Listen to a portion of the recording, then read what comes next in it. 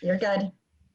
All right, good morning. We are here with our first day of 2020 budget meetings, preparing the 2021 budget. Thank you very much to the whole staff that has worked so hard to create the proposed budget. Trustee Quesada and I are here for the beginning.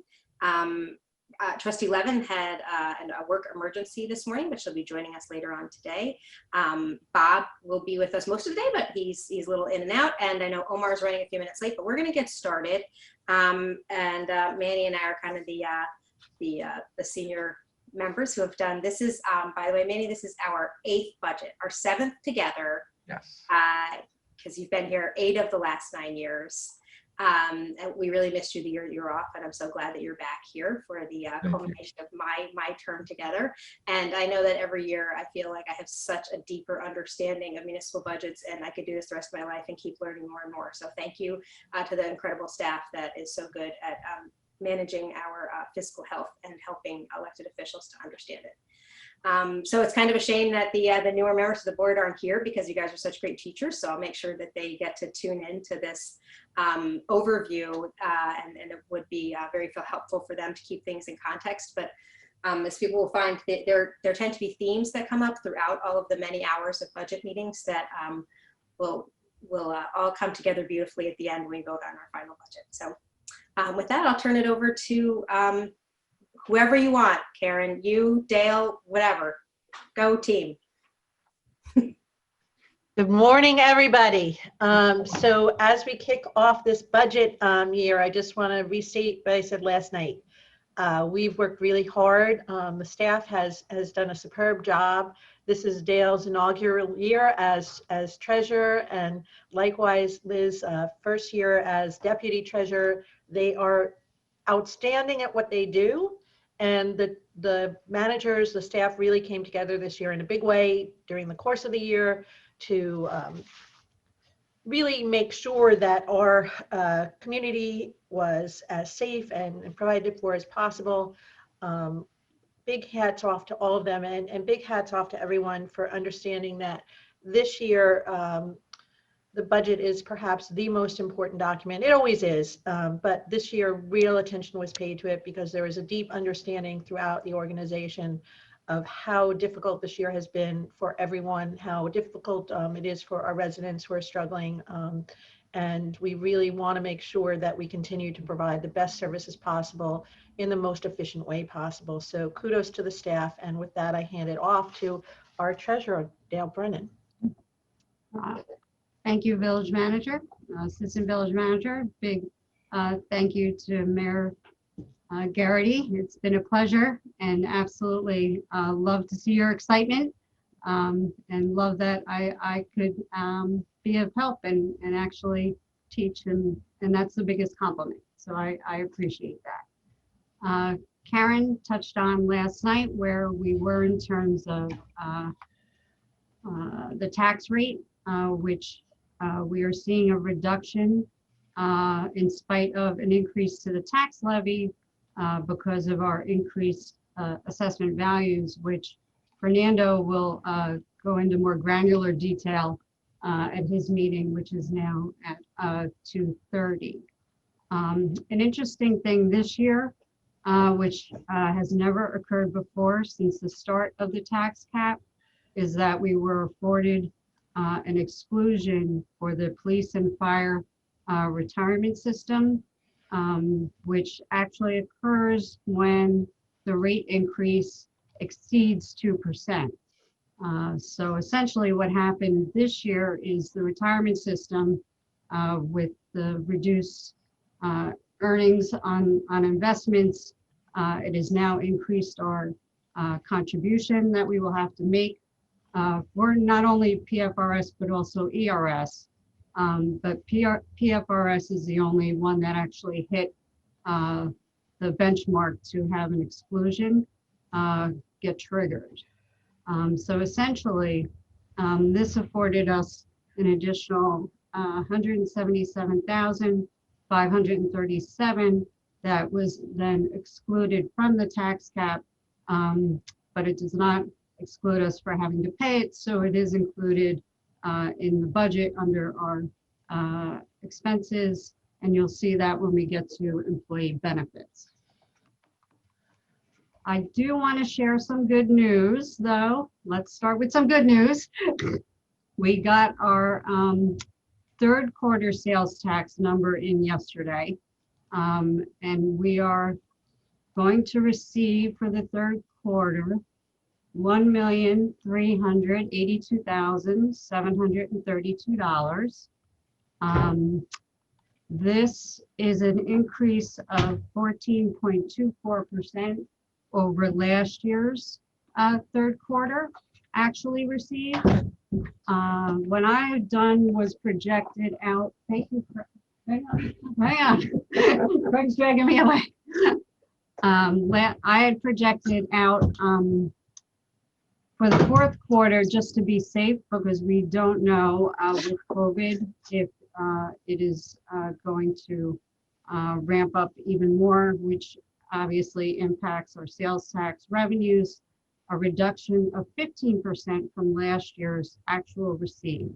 So at the point that we take in our first 3 quarters that we physically received, plus a 15% reduction for the fourth quarter over last year, we would still come in over budget by $358,871. So that is a positive. I'm sorry, help me understand a little bit more why you're talking about the sales tax. And I know we were really expecting to see, and we did in the spring, see a significant drop in the sales tax revenue. So the third quarter sales tax revenue exceeded what we got last year. So that's obviously significantly more than you probably had budgeted, because you are super conservative in your budgeting. Yes. So you had budgeted a 15% loss for the third quarter of 2020? When we were doing our budget adjustments to adjust for COVID impact, yes, I had included a 15% reduction. And actually, we had a 14% increase? Yes. So that's an almost 30% swing from last year. Yes. And for fourth quarter, you're still projecting a 15% loss? I am, because essentially Don't do that. But wait, I will tell you why. When these numbers come in, they send us a report every month. So July and August trued out very well, which contributed to this increase, but September did not. September only had, it was a little bit over 2%. 2% what? Increase from last year. So you're still doing a 15% decrease. Because with that coming into play and then COVID ramping up, at this point, we're going to be conservative and not rely, on it exceeding, because you might fall into where we were with the second quarter, with a reduction.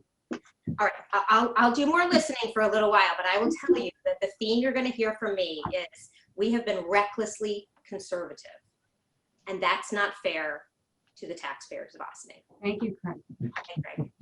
Okay, Dale, I'm glad we're bringing the tax rate down. I think we're going to be bringing it down more, and we're going to draw down on our very overly healthy fund balance. Okay. but Dale, quick question on that one. We're still talking about 2020 budget. Yes. We're not talking about the 2021 right now. Not yet. For 2021, I did increase the sales tax revenue slightly. I brought it up to 4.6 million instead of the 4.559565 we had budgeted for 2020.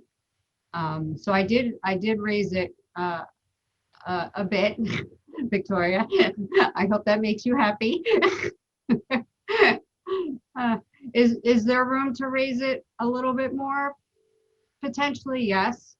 And let's see where we go. And as we go through, we're going to see different items that are in the budget that we can either decide to fund from fund balance, increase a revenue line to offset the tax rate, and that's what these meetings are for.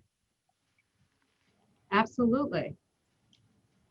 Dale, before you continue, I just want to ask Karen, I guess, because Dale, you did mention that the assessor's not coming in until 2:30 now. Yes. So is that a revised schedule? Because I don't see that. I was checking my emails. Did I miss And it? we revised that very late last night, so Jamie wasn't aware. We had to do that because after the meeting, Rika informed us that she wasn't able to make it, so we rescheduled a little bit. So that just wasn't emailed. We really didn't do that till probably close to 10 o'clock last night. Yeah, it was. Yeah, Dale didn't find out till this morning. Yeah. Sorry about that, guys. Yeah, it was after last night's meeting that Rika let us know that something came up with her work, which is why she's not here this morning. And because this is really the only time of the year we get to meet with her, she really wanted to be able to ask him questions directly. So that's why we pushed him to later in the day.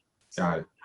she'll certainly watch the video for what she missed, but you know, that's why. Yeah, no, because I mentioned that I had to leave by 3 o'clock. So if the assessor comes in at 2:30, it only gives me a half an hour. Oh, So, wow. There's uh-uh. what is this with everybody having other lives? It's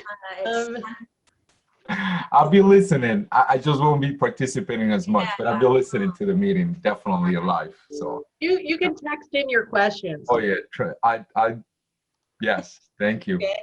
All right, sorry about that. Go ahead. all right. Omar, we started a little bit late and Manny and I keep interrupting them, so you haven't missed that much. Welcome. Thank you. All right, we'll stop interrupting for a little while.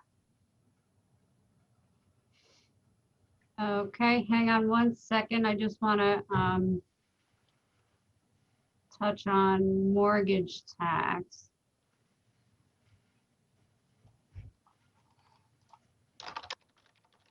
Omar, to get you up to speed, we're going through our revenue, and we just talked about sales tax revenue for 2020 so far, and it's really good news. We just got the numbers yesterday for the actual revenue came in for third quarter sales tax, and while we had expected it would go down by 15%, it actually went up by over 14%. So Wow. I would Do you know suggest why? Dale, that we might want to adjust all of our anticipated sales tax revenue to be a little less conservative than our very conservative treasurer. So we will keep that in mind as we're going through the budget process. Thank you. Absolutely. I just want to say on sales tax too, though, this was one of the reasons that we were conservative is even prior to COVID, this was the first year that we were being distributed sales tax through the county in this way. And again, we didn't have a benchmark prior to that. So it's not unusual to be very conservative when you have no previous benchmark. So to your point, Mayor, now that we have some learning and we have learning through a pandemic, it allows us to make more astute decisions because we have a benchmark. But I don't want to I don't want to convey that anybody was being overly cautious with money that's not theirs. It's just that when you don't have a benchmark, that is the prudent thing to do. Right. Fair. And that's it, because essentially when the 1% additional sales tax came into play, it was mid-August of 2019. So we really did not have a basis in order to determine what would actually play out. Okay. With the additional. That's a helpful timeline. Thank you. Yes, sorry. Mortgage tax, when we had first started to relook at our, reevaluate our budgets for COVID, we were concerned that we would have a reduction in mortgage tax. But essentially that seemed to flip the other way. And for the first half, because we receive our mortgage tax in two halves, one in June, one in December. When we received our first half mortgage tax in June, we received $120,220 of our $180,000 budgeted amount, which basically was 68% of our budgeted revenues. And with how the market is very active, I am sure we are going to exceed our mortgage tax revenue number for 2020. We did hold it at the same amount for 2021 because that is one of those that can fluctuate very quickly, depending on a lot of different things. So mortgage tax, you'll see that budget revenue is at 180,000.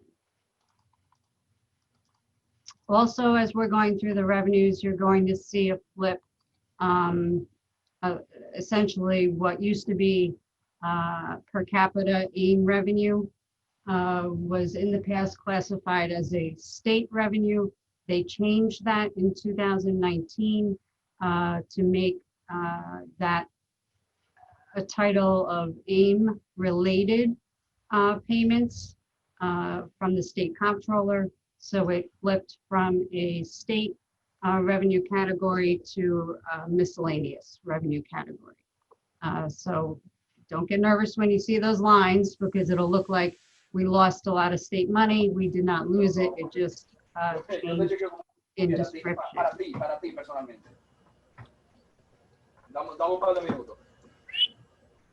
So then going over to talk about our expenditures.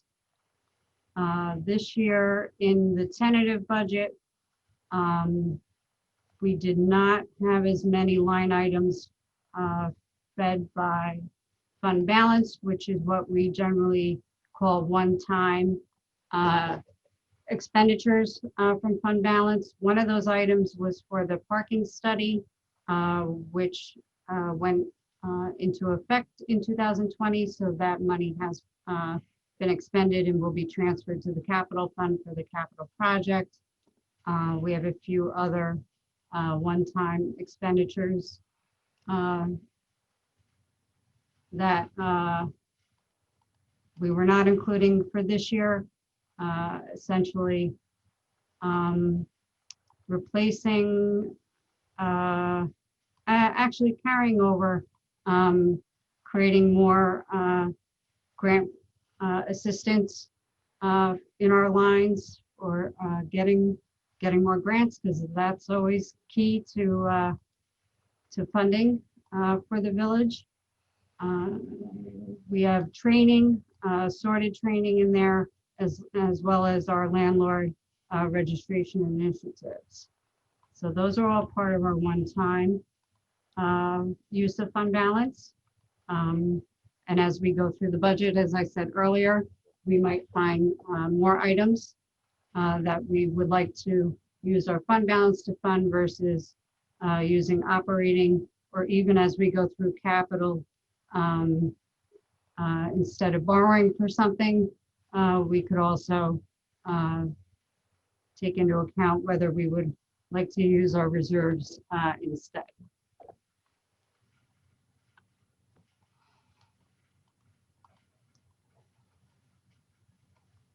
In terms of our expenditures, we're essentially flat. We have our contract obligations in there for salaries.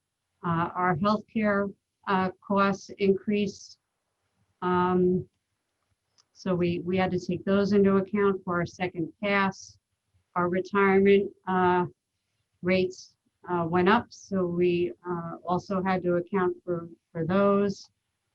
We did have some personnel changes, so there was some savings on that side. For New York Power Authority, I did go through and analyze our gas lines, our diesel lines, our electric lines, our heat lines, in order to see if there would be any savings there, with a bit of contingency in, because those also can fluctuate. The Power Authority had let us know that they are looking to have a rate increase, but only on production, as they shut down one of their producers. The production part of our Power Authority bill is essentially 40%. When I did the calculation. So their rate increase is proposed to be about 7.45%, I believe it was, on that 40% of production that we see in our Power Authority bill. So I've taken that into account as well. The reduction in our gas prices, our diesel, as well as oil, will help us out definitely in our budget for 2020, as well as going into 2021.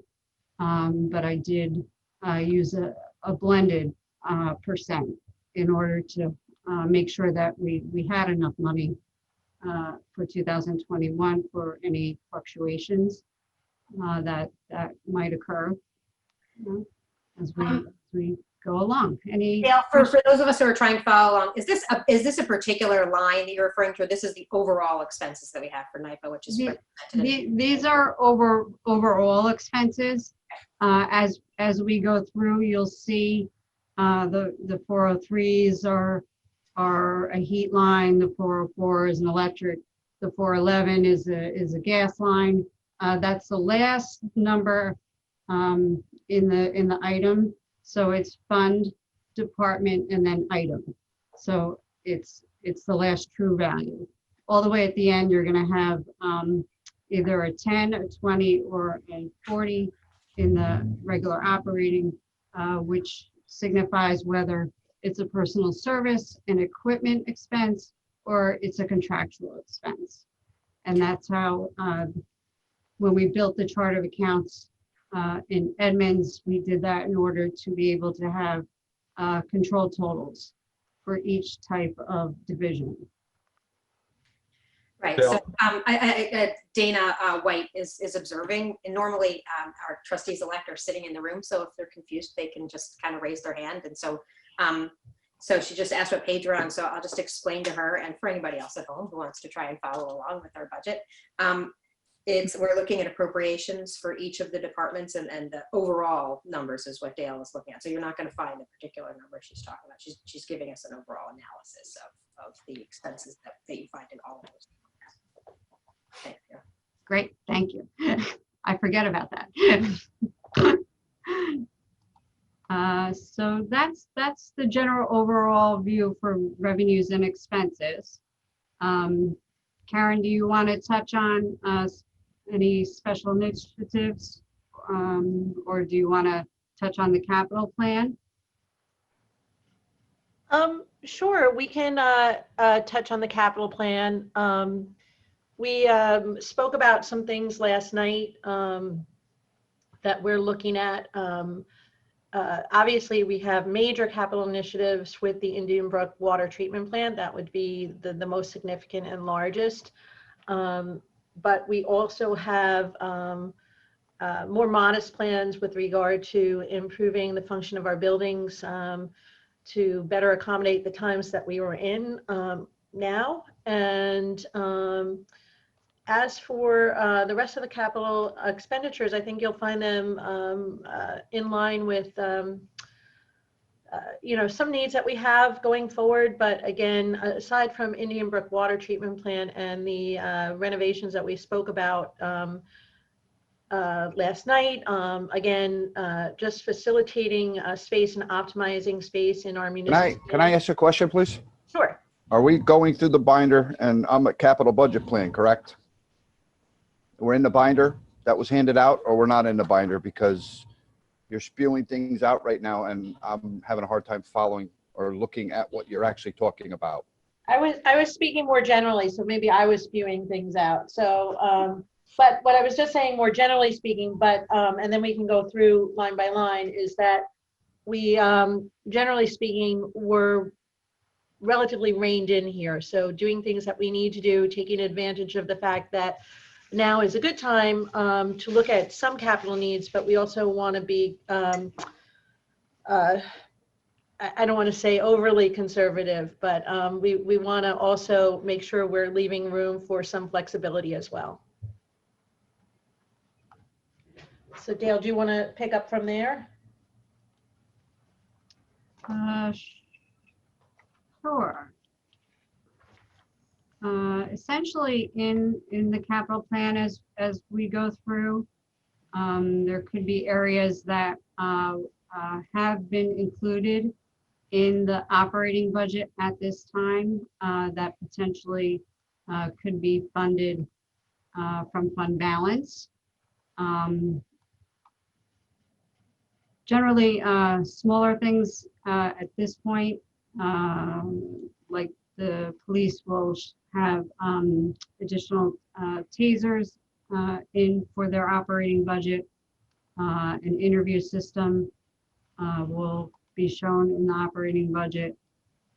Dale, I'm sorry, do you want me to pull anything up on the screen? Like, do you want me to open the? Easier for everybody. Yeah. You share Yeah, the okay, screen. just give me 1 second to get to it, and then you'll have to tell me what page you're on.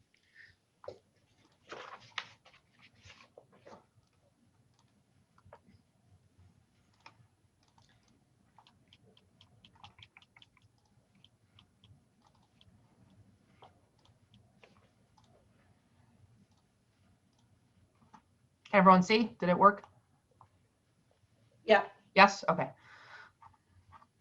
So it's page 158 of the PDF starts the capital.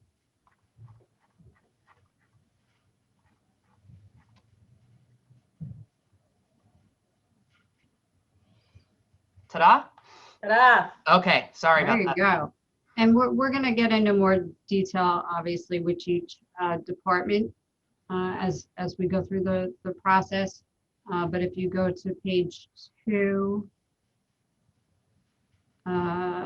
essentially on the left-hand side, you can see the budget appropriation code. So anything that is not a 005 is in the operating budget at this time as being funded by our revenues and our tax levy. So as we go through with each department and discuss it at our capital meeting as well, we can take that opportunity to determine how we would like to fund these projects. So if you go down one more. Thanks, Maddie. Yeah, so there's a couple items for parks as well that we can discuss. If we keep going down, there's also for the police department, it's going to be under the smaller equipment. Further down the page, I think it's more towards page 8.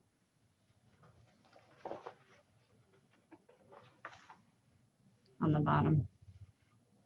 So what we talked about capital projects and vehicles, Karen, and I believe in the past we have asked to obtain a list of vehicles and actually get like the inventory of what they have and what is required, why we asking for what we ask in regards to vehicles, because again, just briefly through it, you know, there's a lot of vehicles being asked for capital project itself. So is there a spreadsheet that we can share with us and even for the new trustees, kind of see what's going on with that? Okay. I don't think that we have that spreadsheet at the moment, but we can generate that for you. Yeah, I will. I'll email Paul. And I guess if I could chime in as well, what would be most helpful for me is as we're discussing these things is whatever context can be provided, particularly when comparing, here's what we did last year, here's what we're doing this year, just so I get a sense of how things are changing year over year. absolutely. Thank you. So also when we do our departmental reports, we'll provide more context there too.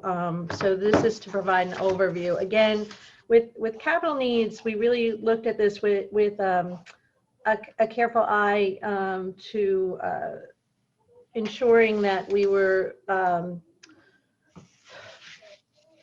being efficient on these things.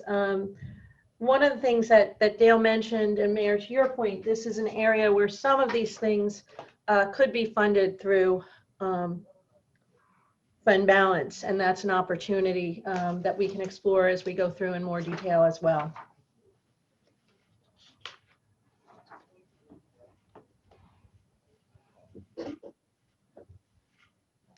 Okay, I just sent out that request.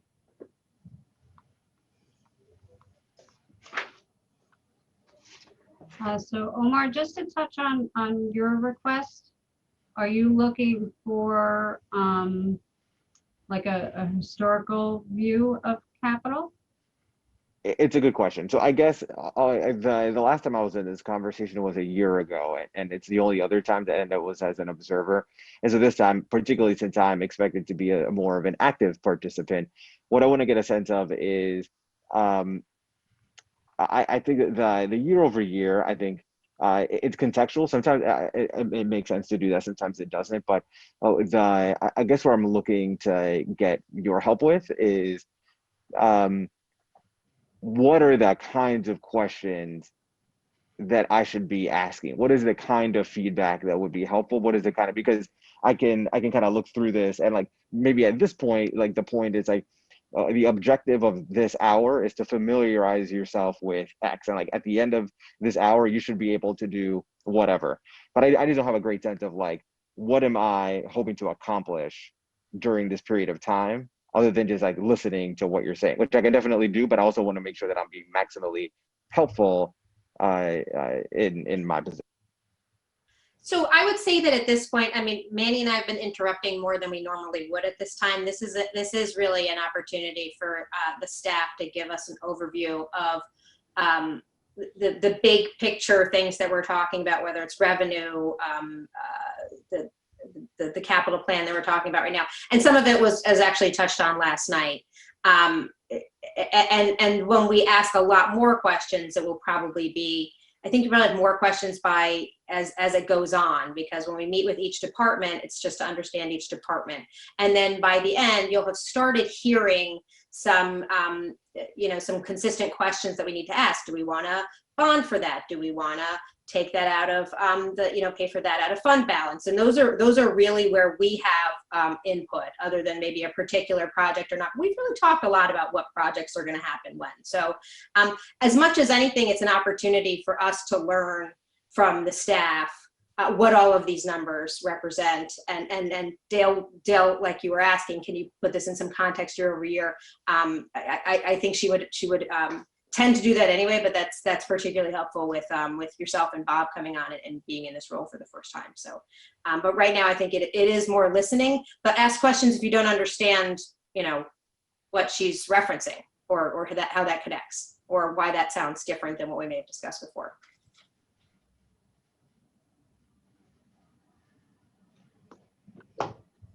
Great. Thank you, Victoria. Very, very, very well said, and she hit the nail on the head. So let's touch on water and sewer for a minute, just as a general overview discussion. We are proposing a 5% rate increase for the coming year. We will see as we go through the budget that we have a large increase to our taxes on village-owned properties that we have to pay due to an increased assessment on our water filtration plant properties.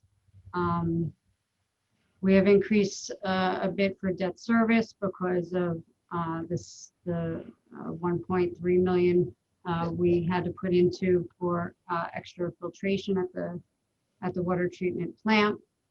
We also have a big project coming up, as we have discussed extensively, and will continue to discuss it, especially going into this year, for the new water treatment plant, and establishing that we'll be able to meet our debt service requirements to fund that going forward. So as we go through and speak especially with Paul and Andy at their meeting on November 9th. They will give us greater insight to where we are, especially with the water projects.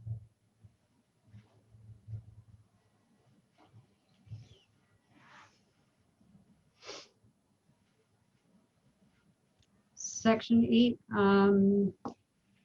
our funding has definitely held out. We have received COVID related funding from the federal government, which can be very helpful. We are submitting for FEMA reimbursement for COVID expenses that the village overall incurred.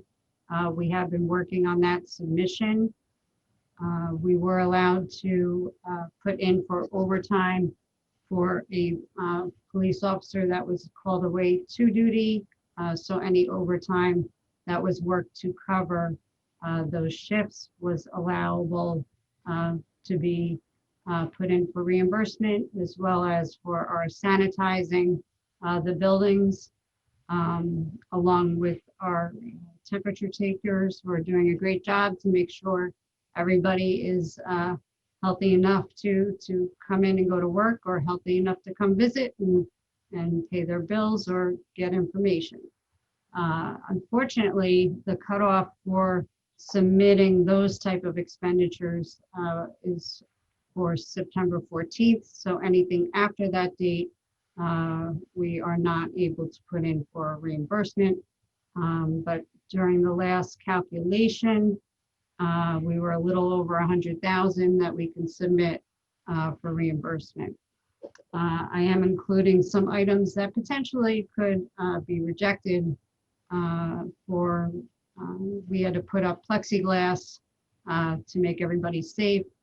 And those types of expenses potentially may not be allowed, I've been told, but I will keep them in there so that we have the right to appeal, because I think that's very important. I'm sure you all agree with me. So that's where we're going in terms of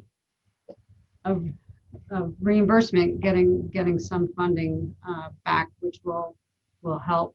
Because as we go through the budget and you look at where we are for actual expenses for 2020, you will see lines, especially for overtime, that are very close to exceeding or have exceeded, and that is due to all the extra work that they have taken on and done a fabulous job with to keep us safe. In that number also were a lot of expenditures for signage for our parks, our buildings, as well as additional PPE. That's paramount to also keeping us all safe. So hopefully, most of our requests will be accepted, and we will see some funds coming back our way for those expenditures. Any questions on that? Although, as I had said previously at one meeting when we did switch to the Edmunds software, that it was very helpful that we could actually tag items with a COVID label and just be able to then pull a report, because it made it very helpful for us to then go back and pull those related invoices to scan them in and get them all set up for submission. Also, I'm not sure where we are with the tropical storm FEMA. If did they actually declare that yet, or do you have any more information on that one, Karen or Maddie? No, I'll double check. They haven't actually declared it yet, so we're still waiting for information. We did apply for reimbursement for certain things through for storm SIS, but you know, we'll have to see whether or not that might be. We may get some. Our biggest damage, you know, again occurred by the Sing Sing Kill walkway, and there were some other things that we put in for that too, in terms of workload for DPW staff and waste removal, things like that. So we'll see what happens. Great. So a lot of moving and shaking to get those things ready and submitted, and big shout out to the departments, because they've really pitched in to make sure that they're keeping track of those types of expenses, which makes it a lot easier when we get to the point to draw everything together and submit it for reimbursement. Our debt service actually went down a little bit this year for general fund, and that's because one of the 2018 bond had a shift in period of probable usefulness. So some items for the general fund portion of that 2018 bond were paid off, which then reduced our principal payment necessary for 2021. So that was definitely helpful for our general fund. We did take out a ban for a little over $7 million in September. We received a fabulous rate of 0.35% on that ban, which I've never seen before, and I definitely hope to see again, though, because that reduced our interest payment necessary for that short-term ban to $25,000, which you'll see as we go through the budget.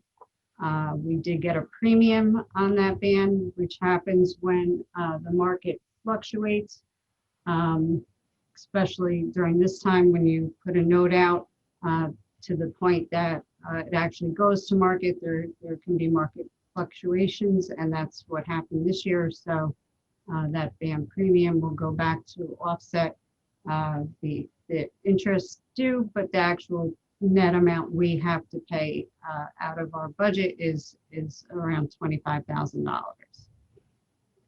So while you're talking about debt service, I know we'll get into it later, but I guess one of the questions I would have is, I know that you know, we're going to take on more debt this year, but we do have a lot of debt and we do have a strong fund balance. So that'll be, you know, some of the things that you'll help us make some good decisions on. Do we have some debt that is in a position where we could pay it off without penalties if we're paying higher rates on? Is that something that you've looked at to make any recommendations on this year? I definitely could take a look at it. I'd have to take a look and see what was callable, because it's a 10-year wait before you can pay it off, essentially. So I can definitely take a look, as well as refunding. You know, that's another option, that you take an older bond that potentially is at a higher rate, and see if it's worth going back out to the market and essentially reselling it for a lower interest rate. Refinancing your house, Yes. Your house, essentially, Mm-hmm. because the rates are so low right now.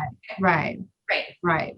But they also have to be within that callable time in order to do a refunding on a bond. Great. Yes. Mm-hmm. But especially, you know, as interest rates are low, which has been helpful. It could definitely contribute and lower our payments. But definitely I'll take a look, and I'll speak with our fiscal advisors, who are a big help and will point us in the right direction. and they can let us know, because there is a cost to refunding. So you just have to balance out and see if it's worth it.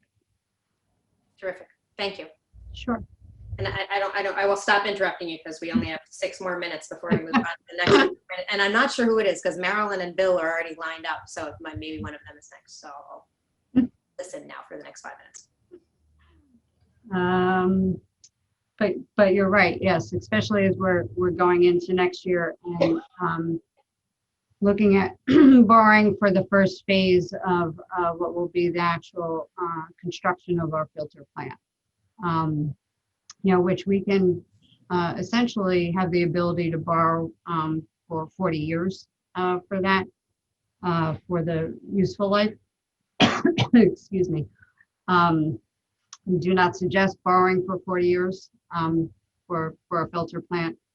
We are looking at a 30-year borrow for it. It is a large amount of money at the end of it, around $40 million. So definitely, hopefully, we've seen a couple of grant abilities for that, which will help offset, as well as we go into the process, EFC funding to see if that would be helpful, and that they determine based on their own criteria. Depending on which rate structure you fall into. So that will be something else we will explore going into 2021. Thank you. Thank you. Did you get to cover everything in the overview? Because that would be really impressive that you were under your time limit. I want to say I think I did, but I'm sure I probably forgot something that during the process I'll be like, oh wait. Well, that would be understandable because we interrupted you a lot. No. For better or worse, you're with us for almost every minute of this fun, so we'll have. But you always have such great questions and insights, so it works out very well. Very well. You're very kind, Dale. Very kind. No, well, then, do we want to take a 3-minute break and then we'll come back and we'll hear, I think it's Kevin Sylvester with the chief is here to talk about OPD next, right? Yep. Okay, so let's take a 2-minute break and then Great. We'll Can you send me an updated list of what the schedule looks like for today?